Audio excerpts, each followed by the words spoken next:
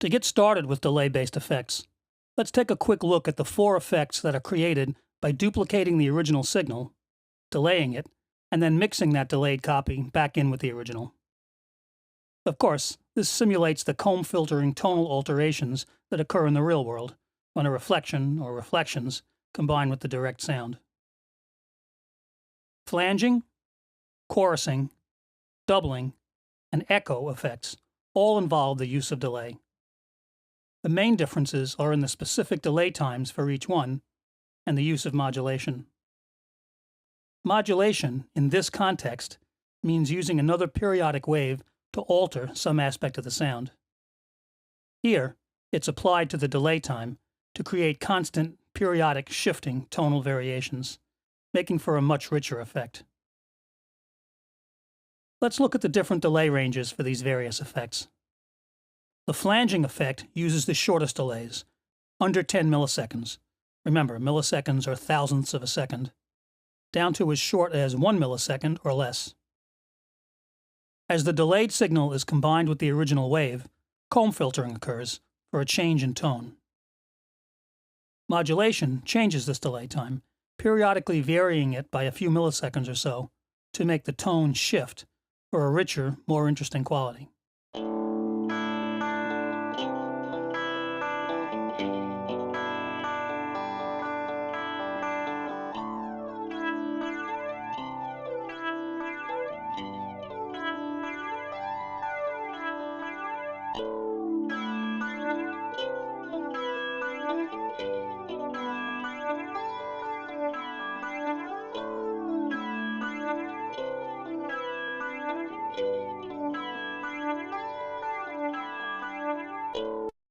Chorusing does the same thing, but the delays are longer, from 10 to 15 milliseconds up to around 20 to 25 milliseconds.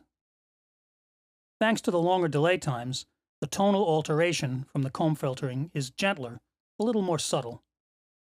Again, modulation adds richness.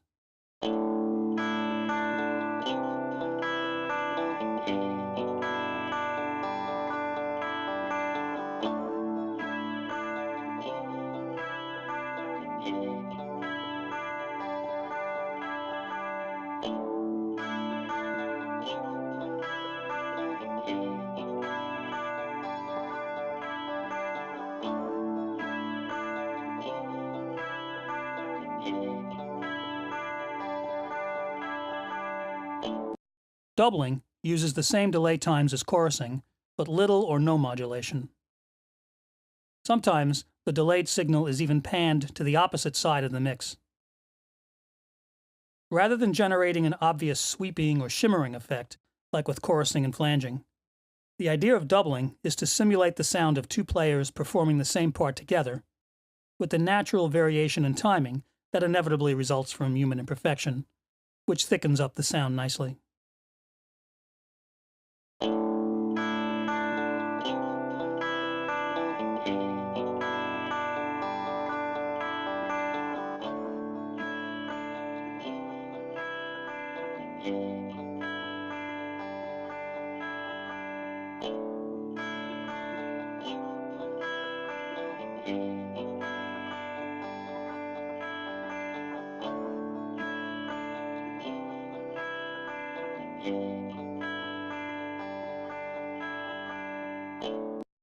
And finally, echo effects utilize longer delay times that put the delayed signal outside the Haas effect's fusion zone.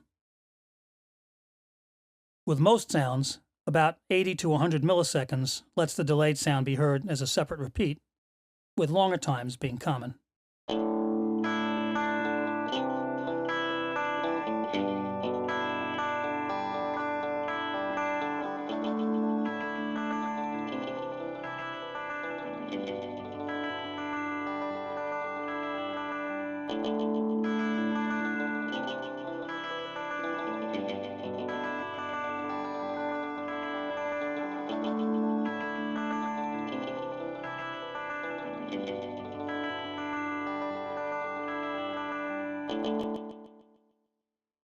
There is one other effect I'm going to cover, and that's phasing.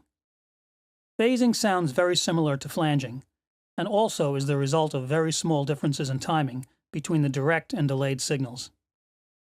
But flanging is based on a uniform delay time, measured in milliseconds, while phasing is based on the small timing differences due to the phase relationship between direct and delayed signals. The comb filtering effects are similar, but the tonal quality of phasing is slightly different than flanging.